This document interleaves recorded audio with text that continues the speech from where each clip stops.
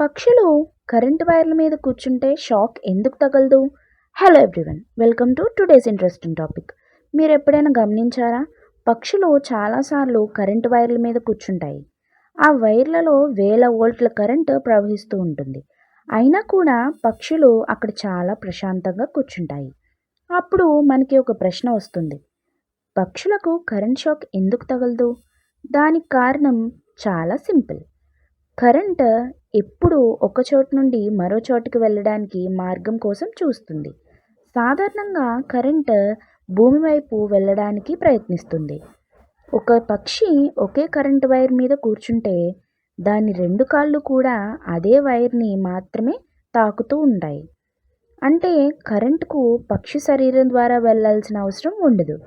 ఎందుకంటే కరెంట్ ఇప్పటికే వైర్లోనే సులభంగా ప్రవహిస్తుంది. అందుకే పక్షి అక్కడ సురక్షితంగా కూర్చోగలదు.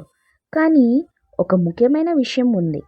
పక్షి ఒకేసారి రెండు వేర్వేర్లు వైర్లను తాకితే లేదా వైర్తో పాటు ఒక కరెంటు పోల్ను తాకితే అప్పుడు కరెంట్ పక్షి శరీరం ద్వారా ప్రవహించే అవకాశం ఉంటుంది.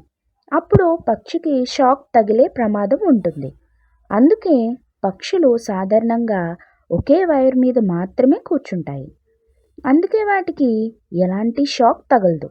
కాబట్టి తర్వాత మీరు పక్షులు కరెంటు వైర్ల మీద కూర్చున్నప్పుడు చూస్తే గుర్తుపెట్టుకోండి, అవి ఎలక్ట్రిక్ సర్క్యూట్ పూర్తి చేయడం లేదు.